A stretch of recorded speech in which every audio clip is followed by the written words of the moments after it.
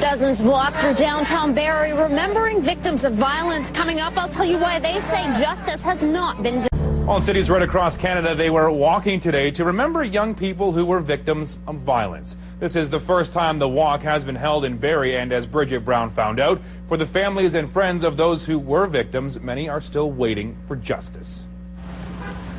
Accountability for our loved ones! Accountability for our loved ones! Their loved ones' names are household names, and they wish they weren't.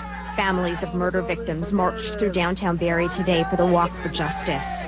No bail for murder! No bail for murder! It doesn't stop. I'm lost. You know, I'm lost without him. Tammy Bullock's son Brayton was murdered by his cousin in 2006.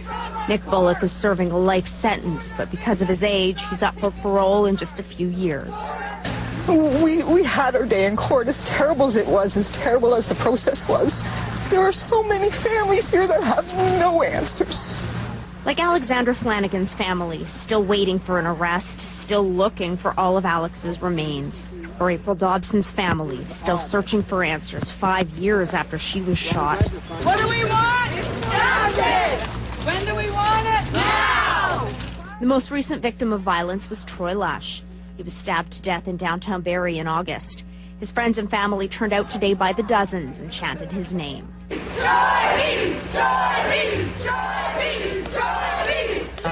I'm heartbroken. I'm heartbroken. My boy was my anchor. He's my amazing, wonderful human being. These guys are all here to attest to that, to who he was. Lush's mother, Patricia Antle, says justice isn't just about what happens in the court system. She condemns the government for giving victims' families just 2 weeks to submit a request for funeral expenses and counseling. You don't know your own name. All you know is pain and heartbreak and hurt and living in a world that's so unreal. And the government gives you 14 days. Lush's friend Stephen McDonald was stabbed in the head that night and nearly died. He marched today but declined an interview. His stepmother, Mary Anderson, says only families who've been touched by violence can truly understand what it's like to get that phone call. They're in hospital, they've been stabbed. That's all you know. You don't know what you're going to expect when you get there. And it's the most awful feeling. One person has been arrested in the death of Troy Lush and the stabbing of Stephen McDonald. That person is back in court November 3rd, but the details of the case are under a publication ban. Reporting in Barrie for A News, I'm Bridget Brown.